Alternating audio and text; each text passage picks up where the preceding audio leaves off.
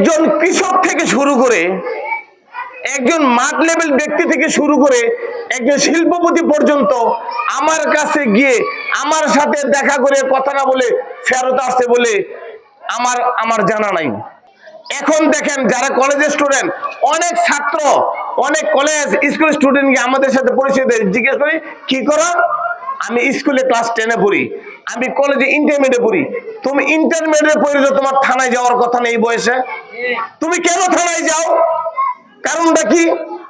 তোমার তো এই বয়সে কোনো কাজে কোনো কারোর সাথে কোনো লিপ্ত হওয়ার কথা না, কোনো তদবির করার কথা না। তুমি কলেজে তোমার পড়াশোনা শেষ করবা, তারপরে তোমার তদবির শুরু হবে। মাদক কখনোই ভালো কিছু বয়ে আনেনি ক্ষতি ছাড়া, তার হাজারো জ্বলন্ত সাক্ষী রয়েছে সমাজে। তারপরও আজ যখন যুব সমাজ এক এক করে মাদকের ছায়াতলে নিজেদের বুঝে দিচ্ছে, ঠিক সে সময় সারা দেশে মাদক বিরোধী অভিযান তৎপরতার ধারাবাহিকতায় মাদককারীর ছাড় নাই, মাদক মুক্ত সমাজ চাই, এই স্লোগানকে সামনে রেখে কিশোরগঞ্জ জেলার নিকলি থানাধীন পশ্চিম নিকলি যুব সমাজ মাদক বিরোধী এই জনসমাবেশ আয়োজন করেন।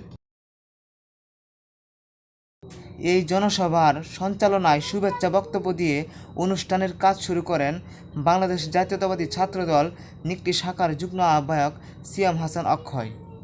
গত বৃহস্পতিবার 2 এপ্রিল বিকাল প্রায় 4:45টায় পশ্চিম নিকলি সরকারি প্রাথমিক বিদ্যালয়ে মাদক বিরোধী জনসভার কাজ শুরু হলে সেই জনসভায় সভাপতিত্ব করেন নিকলি থানার অফিসার্স ইনচার্জ মোহাম্মদ রফিকুল ইসলাম। সেই সাথে উপস্থিত ছিলেন নিকলি থানার পুলিশ পরিদর্শক তদন্ত অফিসার মোহাম্মদ আখতারুজ্জামান খান। সে সময় অনুষ্ঠানের সভাপতি মোহাম্মদ রফিকুল ইসলাম বক্তব্য রাখতে গিয়ে তিনি বলেন, স্কুল কলেজে পড়ুয়া ছেলেদেরকে আমি রাস্তায় ঘুরে দেখি, তাদের কাজটা কি বলেন? জিজ্ঞেস করলে বলে একটু দোকানে যাব, একটু পানি খাবো, একটু এটা খাবো। এটা কোনো কথা? একজন ভালো মানুষের রাত 12টা-1টার পর কোনো কাজ থাকতে পারে বলেন? তিনি বক্তব্য দিতে গিয়ে আরও বলেন, যুব সমাজ যেখানে ধ্বংসের দ্বার প্রান্তে, সেখানে মাদক ব্যবসায়ীর হাত কতটা লম্বা তা দেখার বিষয়, এবং তাদের পক্ষে যে তদবির করবে তাদেরকেও তদন্তের আওতায় আনা হবে। কারণ আপনারা মাদকাসক্ত।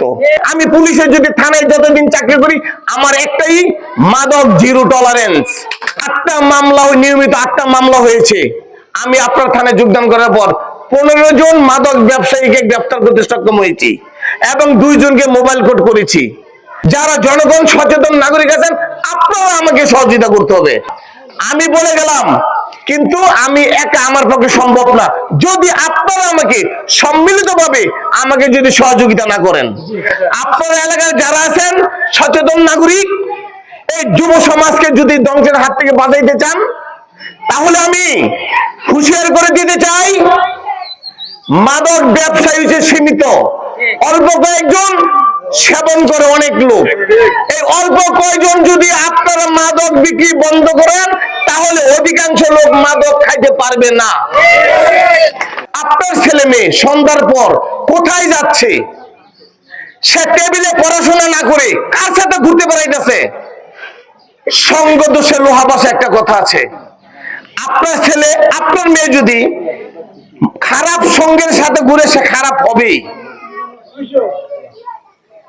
এই কারণে আপনারা যারা পরিবারের কর্তা আছেন, আপনারা দয়া করে আপনার ছেলেটা কার সাথে মিশতেছে, সময় মতো স্কুলে গেল কিনা, সময় মতো স্কুল থেকে ফিরে আসলো কিনা, এই জিনিসগুলো আপনার এক পরিবারের কর্তা হিসেবে, বাপ মা হিসেবে একটু লক্ষ্য রাখবেন। এই সমাবেশে গণমানুষের পক্ষ নিয়ে ও মাদকের বিরুদ্ধে সোচ্চার ভূমিকায় বক্তব্য রাখেন সাজ্জাদ হোসেন স্বাধীন, মোহাম্মদ কাসারুল আলম, সাংবাদিক নুরুল ইসলাম, সাংবাদিক রিপন, ফরিদ উদ্দিন, 7 নং ওয়ার্ডের বিএনপির সভাপতি মোহাম্মদ দুলাল সহ অত্র এলাকার আরও অনেক গণ্যমান্য ব্যক্তিবর্গ। যাই হোক না কেন, আপনারা সকলে মিলে তাকে ধরে আইনের হাতে সমর্থ করবেন।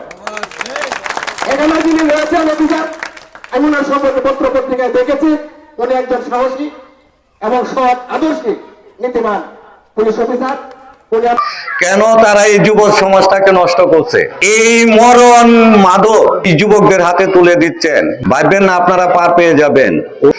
এই ধরনের হীনমান্য কাজে যারা জড়িত, যত ধরনের শক্তিশালী লোক হোক না কেন, যত বড় মাপের নেতাই হোক না কেন, আপনার আইনের প্রয়োজনে অবশ্যই এদের অপরাধ চিহ্নিত করে এদেরকে গ্রেপ্তার করবেন এবং এদেরকে জনসমাজে এদের পরিচয় প্রকাশ করবেন।